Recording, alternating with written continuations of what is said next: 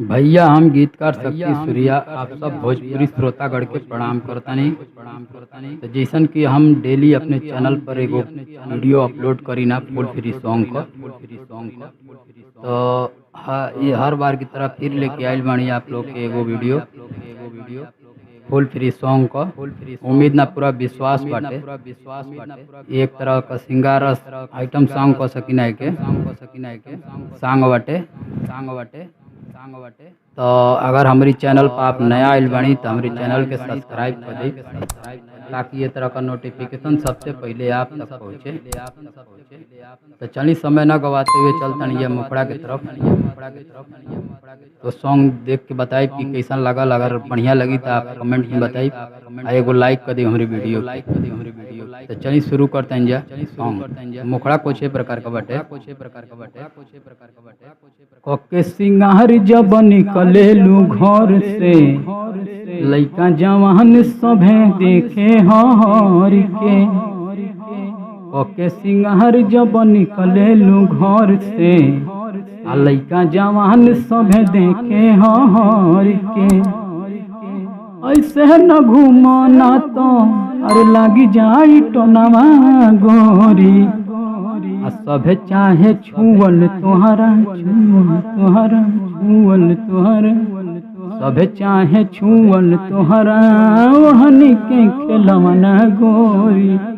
सभे चाहे छुअल तोहरा ओहनी के खेलवना गोरी। सही रहल मुखड़ा चलत जे करी अंतरा की तरफ। अंतरा कुछ प्रकार के बा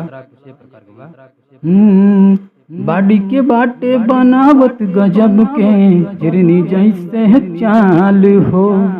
बाटे चिकन टमाटर के जैसे गोरे गोरे गाल हो। बाडी के बाटे बनावट गजब के हिरनी जैसे चाल हो। बाटे चिकन टमाटर के जैसे गोरे गोरे गाल हो। कमसिन तरत से लमन जब अरे कर ताड़ू चनवा गोरी। सभे चाहे छुअल तोहरा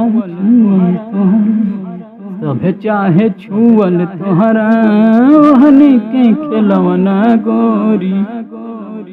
तो चलते ये करी दूसरा अंतरा की तरफ। हमारी चैनल के सब्सक्राइब कर ली, लाइक कमेंट कर ना भुलाई। एक बार और रिक्वेस्ट बा आप लोग से। चलिए चलते हैं दूसरा अंतरा की तरफ। चाहता सभे पाजा में भरल जब से चढ़ल जवानी बा। ऊंचा खाला देखी के दहिया मुँह से आवत पानी बा। चाहता सभे पाजा में भरल जब से चढ़ल जवानी बा। ऊंचा खाला देखी के दहिया मुँह से आवत पानी बा। दिल चोरी कैले बाड़ू अरे दिल चोरी कैलू अब काले बूत पर नवा गोरी। सभे चाहे छुअल तोहरा सभे चाहे छुअल तोहरा ओहनी के खेलवना गोरी। यही रहा दूसरा अंतरा। चलिए एक तीसरा और लास्ट अंतरा भी आपको देखें।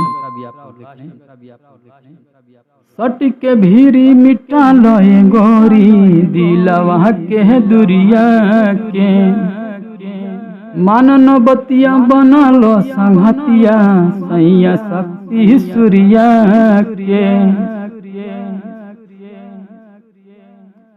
सट के भीरी मिटा लोए गोरी दिलवा के दुरिया के। मानन बतिया बना लो संघतिया सैया शक्ति सूर्या के।